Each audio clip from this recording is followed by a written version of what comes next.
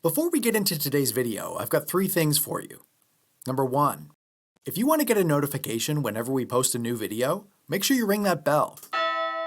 Number 2, there's a TCG Player affiliate link in the show notes. After clicking that link, every purchase you make on tcgplayer.com helps support this channel. Number 3, you'll also find a link to our Patreon where you can support us directly. And now, kick back and enjoy the show.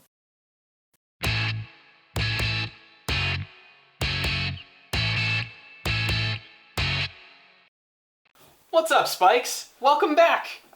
We're in a slightly different studio. The reason for that being, we're actually renovating. We're going to be moving into a slightly larger space in the same basement, so nothing too adventurous, but... Just beyond that wall. Yeah, that just on the other side of that wall, that's our old studio. So we're going to be able to open it up a little bit. It gives us a lot of opportunities for, you know, extra lighting solutions and stuff like that. So bear with us. It is still experimental, and you might see in like subsequent episodes the state of it getting better, and then also maybe sometimes getting worse. We don't know when we actually release these episodes. Yeah, there's no order. Yeah, it's just whenever we get them done. But yeah, so it's very, very exciting. It's going to be probably for the entirety of the season that we're going to be in this. Very likely. Yeah. It's a pretty big undertaking, so it's like not, it's not the end of the world. But anyway, so welcome to the first Under Renovations episode of the Spike Feeders. I'm Bill. I'm going to be starting us off in turn order today, and I'm playing Yawgmoth Thran Physician. It is a mono-black, sacrifice-based deck that revolves heavily around creatures that have the ability Undying. So when they go to the graveyard for the first time, they come back with a +1/+1 counter, and then only if they had no +1/+1 counters on them already. So there are ways to remove those +1/+1 counters to have them keep coming back, and abusing those, like being able to sacrifice creatures over and over again for lots and lots of value. So that's what I'm hoping to do today. Nice. Hi everybody, my name's Alex. You might know me from the Spike Feeders Discord, and if you don't know about the Spike Feeders Discord, go check it out.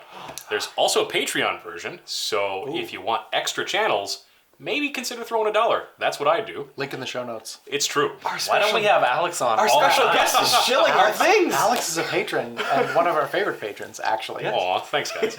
You're one of my favorite things to patronize. I was gonna say don't get too excited about patrons on the show. Alex also lives in Winnipeg. So if you also have that misfortune, maybe. Anyway, today I'm playing Aetherlich, which is helmed by Timna the Weaver and Kaidella Chosen of Krufix. The whole idea behind the deck is that I want to get my life total real high so I can abuse Lich effects. If you don't know what a Lich effect is, just go read the card Lich. Once you don't understand that, go read the deck primer for Aetherlich. It's going to be in the show notes. It's a super complex thing, and I'm probably going to screw it up, but, you know, try to be nice to me. That's the secret. We all screw it up. I don't think there is a correct way to play such a monstrosity. No. I'm Jim. I am playing Saskia the Unwielding. This is a wild pair deck. So if you don't know what wild pair does, we'll put it up here probably. The idea behind this is it's very centrally focused on wild pair. What we do is we cast creatures with power and toughness that add up to the number 7. So every time you cast any creature in the deck, you can go and search for any other creature in the deck and put it directly into play. So it's a very, like a beat face aggro deck, but it's got a super toolboxy feel, and there's all sorts of different creatures with power and toughness equal to 7 that have all sorts of different effects that you might want at any given time in the game. So it's a weird one. It's one of my favorite brews. It's all 7s. Yeah. And I'm Elliot, but you guys knew that because I'm your favorite. Ambitious. And I'm playing my Yuriko the Tiger Shadow Ninja / Time Walk Tribal deck. I'm playing like 12 or 13 maybe 1-drops with evasion. So we're going to ninjutsu some dudes, and I'm going to flip time walks, time warps more accurately in this format, and time stretches, and hopefully not get counterspelled. Alright, and I'm going to be starting us off in turn order, so I'm going to draw a card for my first turn. I'm going to start us off with a Swamp. I'm going to use that to cast a Death Greeter. Ooh. So whenever another creature dies, I can gain a life. Nice. I'll pass the turn. Fantastic. Yeah. Starting to see that card puts in work. Oh, it does. Draw for my turn. And I'm going to play a Misty Rainforest. And I'm going to go ahead and crack that. I'm gonna get this by you. That's a good card. Taps for green or black. Yeah, it's pretty fancy. You know what else taps for black? Uh-oh. It's 5. Elves of Deep Shadow. Ooh. Extra spicy. You do. They do. 2019. Maybe both. Anyway, you're up. I'll draw a card. I'm going to play this here Flooded Strand. And I'll pass the turn.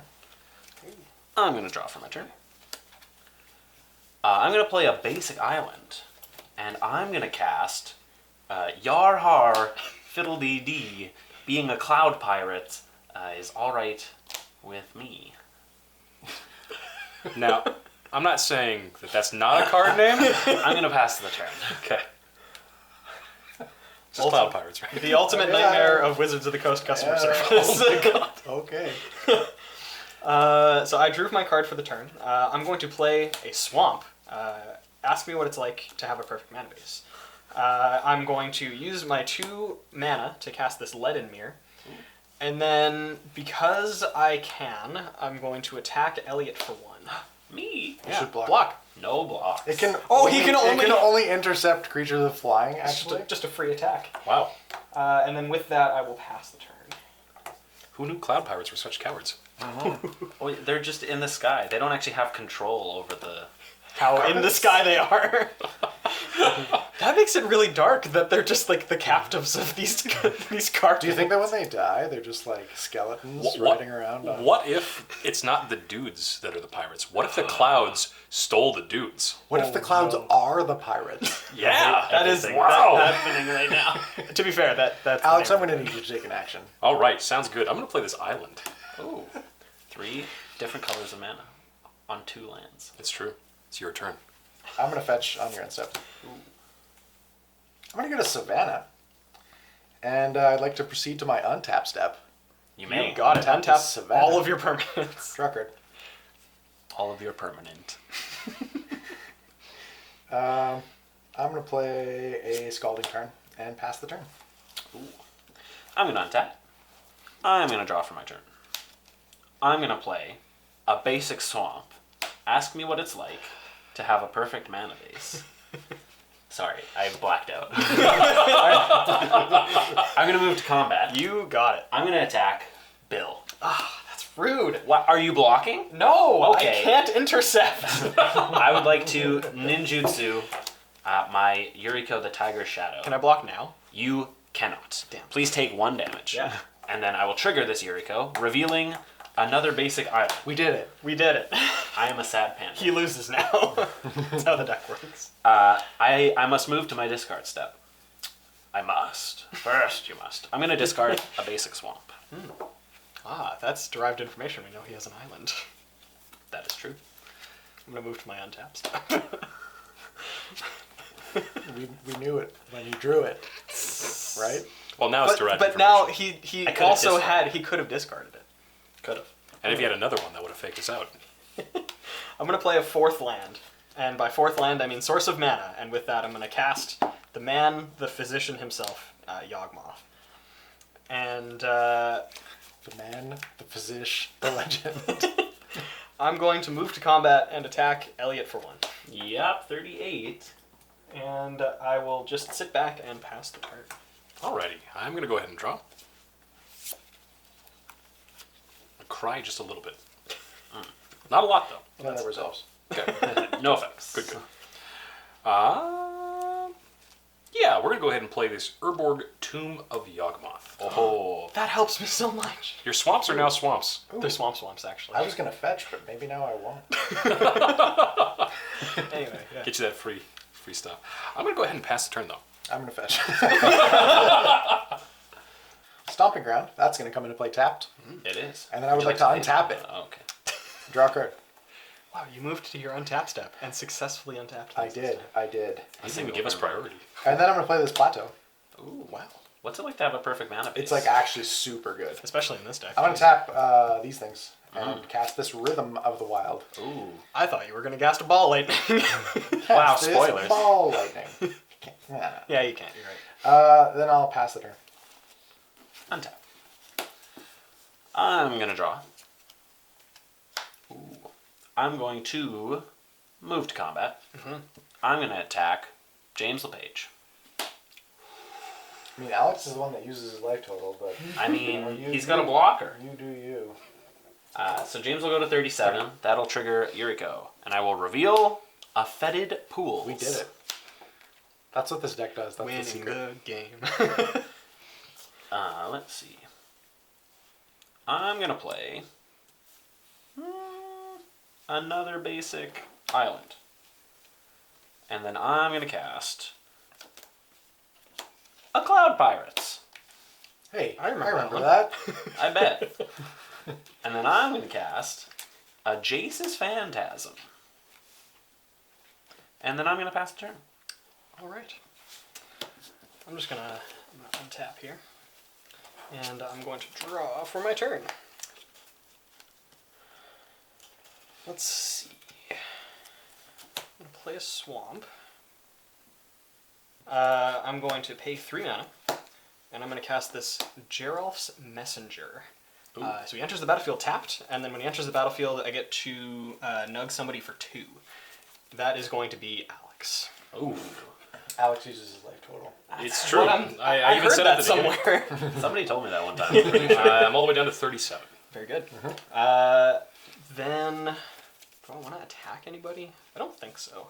I'm pretty sure Cloud Pirates is a human. Just so you know. So you have protection I from have it. protection from him. That's great. It's a cloud. I can't intercept him, though. I'm actually going to use this 2 mana right away, and I'm going to cast No Rest for the Wicked. Acclaimed Borderlands theme song. What does that do? It is an enchantment, and it has sacrifice this, return to your hand all creature cards that were put into your graveyard from play this turn. Yeah. That's kind of cool. It's like That's 1 and a black. 1 and a black. That's What cool. set's that from? Saga? Urza's Saga. Ah. That's sick. Saga. Saga, sorry. Urza's Sagal. Sega. At least it wasn't Urza's Genesis. I'm going to pass the turn. Draw my card. Cry even more. Oof. Turns out, when you're 4 colors and you only have 3 colors, it's a bad time. It can be a bad time sometimes. But We're going to have a bad time. we're going to play this Twilight Mire. Oh. That taps for black. It's true. It also taps for green. It also taps for swamp. Oh, green and black. It taps for colorless or black, or any combination of green and black, provided that you provide an upfront payment. Listen, I'm confused, so I'm just going to pass the turn. That's a good idea. Untap. Mind games. Nothing to fetch this turn. Draw card. Play this. This thing. This. It's a Badlands. This. Oh, it's true, isn't it? this. Should I cast my commander? Probably, right? Nah, it seems bad. Who knows? No, it seems like the play. This thing. This Saskia. thing. Cast Saskia. I was going to ask if you had black, and you do. Askia. You're welcome. I was gonna ask you. Yeah. Okay. Saskia resolves. I assume nobody's gonna counter it due No to my offense. Rhythm of the Wild. No. Okay. So as it enters the battlefield, I have to name a player, and then I have a trigger when it enters. I would like to name Alex. Okay. Alex has been named. Rhythm of the Wild trigger. Saskia already has haste, so I would like to give it a +1/+1 counter. Then I'd like to move to combat. And I have a question for you before you attack. Yeah. Is Saskia a human? Oh, yeah. Saskia is a human. Good talk. Also a soldier. It's 4/5 though. Yeah. Doesn't have trample. Does have vigilance. I'm gonna attack Elliot. Yeah. No effects. Uh-oh. Okay, take 4. Ouch, my face. 34. 33. I'm at 38. Yeah, Elliot's at 38. Oh, okay, yeah. 33. I'm at Alex. 33. Alex is I at got Goes you. to 33. 34 and 33 respectively. Right, I'm at Respectively. 33. You're at Yes, 34. respectfully. Yes. Right. Respect. I don't know if And there's then any I'm gonna pass the turn. I'm going to untap. And I'm going to draw for my turn. Interesting. I'm going to cast Arcane Adaptation. That's not good. It's like, fine. I have no effects. I would like to name Ninja as it enters the battlefield. Alex could have had effects. Okay, sure. I would like to name Ninja. You're allowed. I would like to move to combat. Yep. I would like to attack Alex and Bill. That's fine. Okay. I accept your terms. Combat damage. Yep. Bill goes to 37. Yep. Alex goes to 32. It's true. 3 Yuriko triggers enter the stack. The first one will reveal an island. The second one will reveal a Mist Syndicate Naga. Okay, so And everybody takes 3. Bill to 34. I'm at 35. Alex to 29. Jim to 35? 34. 34. Yeah. Yes. Everyone's at 34 except me. Accurate. And the next one will reveal a Beacon of Tomorrow. Okay. Oh no. Please take 8, jerks. Yep. I'm going to play this Morphic Pool. And then I will discard a basic swamp. Beacon of Tomorrow. All right. I will move to my untap step. I have successfully untapped and moved through my upkeep. That's crazy. I have now drawn a card. Oh my goodness.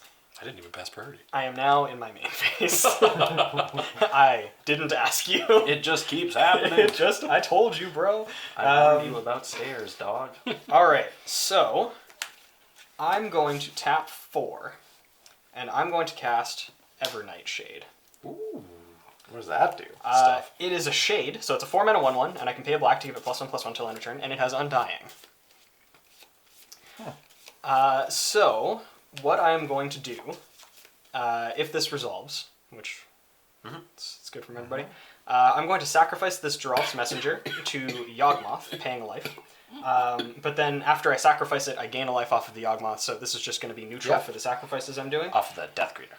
Off of the Death Greeter. So I'm going to sacrifice this Geralf's Messenger to draw a card and put a -1/-1 counter on this Cloud Pirates. Dead guy. So I will draw and then trigger Undying and put this Geralf's Messenger back into play tapped, doming you for 2 again. Ouch. 24. And then Geralf's Messenger. Me should be at 19. Geralf's Messenger. Yeah. has- Yes. Remember that time I total. really needed to use that life total? It's been a bad I time. have an assortment of dice that is not pleasing to the eye. I apologize. But So that's a -1/-1? this is a +1/+1 counter. That's a +1/+1. Yes. Okay. Sorry. I do also, because Death Greeter is universal, I do gain a life off of that. Oh. That goes to 27. 27. So then, what I'm going to do next is sacrifice this Evernight Shade to put a -1/-1 counter on this Geralf's Messenger, and also draw a card, triggering Undying. This seems like a combo. It is. You want to maybe talk about what's going on here? So, because I have 2 Undying creatures and I have the ability to cancel out the +1/+1 counters that they're gaining from the Undying ability, because they no longer have a +1/+1 counter on them when they die the next time, because as I continue this, I'm going to be sacrificing the one that doesn't have the counter and targeting the creature that does have the counter. Because they no longer have that, the Undying ability does trigger again, putting them back into play. So I'm going to be able to just repeatedly sack these over and over again, not actually having to pay a life because I gain 1 each time I sacrifice 1, and then each time Geralf's Messenger comes into play, I will be shocking somebody for 2, and drawing the remainder of my deck. Yeah, I think assume. I think we're gonna run out of life before you're gonna run out of cards. I do believe so. I do Yeah. declare. Yeah. Yeah. So That's- does anybody have any effects to me attempting to do Not in this totally tapped out non-blue deck. Seems dope. Okay. That's sick. All right. Yep. This Yawgmoth deck is something. Fun fact: this is Mitch's upgraded $50 budget, or I think this was originally $25. Did you upgrade it or did he upgrade it? This is his list that he revealed, or that he released as an upgraded version. Oh, cool. So I- we'll link that. Yeah, I That's added the like Commander's Quarters. maybe 4 cards or something like that. Just that I already had. What did you add? Death Greeter, Yawgmoth. No, it was Revenge of the Ravens, because I pulled a foil one from Throne of Eldraine. Okay. I have Ayara, the First of Lochthwain, I believe is the name of that card. That card does some work. that's the like aristocrats. Yeah. Oh, the black. Yeah, the triple black. triple black, yeah. Drain somebody. Yeah, that card's good. Then I think Mana Vault, and then I think maybe one other. Yeah, card, that's but I don't super think so. fair. Like But- getting Yawgmoth out on turn 2 seems really good. Yeah, Yawgmoth is just ridiculously powerful. But yeah, this is essentially just Mitch's stock upgraded list. That's sick. Yeah, I think it's like $75 or something. Yeah, this. I remember when you played this at the beginning of season 4, and it put in work like Yeah. that. Like we played a bunch of those games, Yeah. and it put in work every single time. I was convinced. I was actually kind of thinking that you were going to start holding up mana to prevent Elliot from doming us because you needed life to be able to go off with that. But the Death Greeter obviously offsets it. But yeah, I was just kind of shocked. I'm like, why aren't you just leaving a mana? We'll just like wipe Elliot and then goodbye, you know? It's not like I was doing anything. But he obviously had Yeah, a board that I he wanted to did, advance. like, admittedly, I drew very well. Yeah. That was, like, it was mostly luck there, but just being able to get Yawgmoth down. It was on turn 3 because I had to play the Ledmere. Yeah. But, yeah, just, this deck is really fun, and I like it a lot, and so I'm glad I was able to do stuff. Yeah. Yeah, this card is oppressive. Yeah. My 1/1s In a weenie strategy, are ashamed to be alive and therefore die repeatedly. I with -1 gain a life off characters of each of your 1/1s. It's just, that's too good. What did you have going on?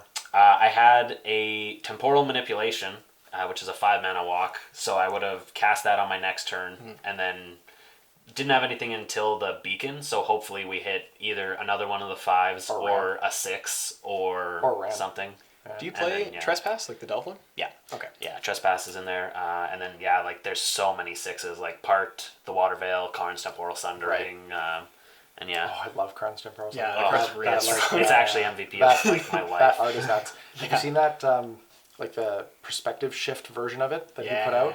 Yeah. Of the art? It's actually sick. You can see, like, he separated out the art into its layers and kind of, like, perspective shifted them to show that he actually, like, painted 5 or 6 different paintings. Yeah, like full Of paintings. each of the... And then just took slices of them. Oh. Yeah, he's gross. It's like, Noah Bradley's that's too like actually talented. one of my favorite card arts in Magic. Yeah, It's it's gorgeous. actually It's dope. so well Gorgeous. done. Maybe we'll get one of those for the finished studio. Yeah. Oh, that'd be so good. Yeah. Ooh, Noah Bradley, DM us. Yeah, hit me up.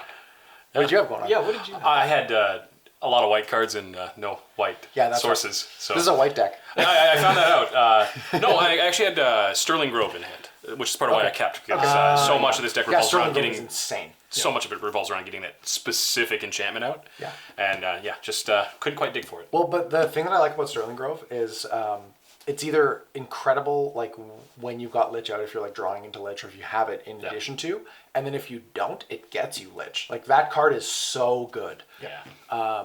Yeah, that's like an MVP in this deck for sure, because you definitely don't want people targeting your Liches for any reason. And yeah, Sterling Grove is amazing. I had Wild Pair in my opening hand. Oh man. Wow. So everybody was trying to do dope stuff. Yeah, And then this happened. yeah, I had Wild Pair in my opening hand, and then I had an Utter End. I had a 5-mana creature. I had I didn't have any like I drew an Ancestral Statue on my last turn, but I didn't have any of the good like 1 and 2 mana creatures to trigger Wild Pair. That's my favorite thing is like cast a 6-drop or whatever. Greenbelt Rampager. Greenbelt Rampager or like Vexing Devils or even like Channeler Initiate. Those are my favorite because you can just like cast the Wild Pair and then you're just like boom, boom, boom, boom. Here's 6 creatures, take 40. Yeah, no, that was faster than I didn't have the game ending on that turn. I can tell you that much. yeah. Because this game was faster, you know what we could do? Alex, do you know what that means? I'm pretty sure it's time for a double up. A double up, you say? That's the word of the day. What's a bubble up? I'm not Please stop familiar talking. with- Let's play more Magic. Yeah, let's do it. Hey, thanks for checking out the Spike Feeders on YouTube. If you're not subscribed yet, make sure you click that subscribe button. And you can click this link to check out our other great videos.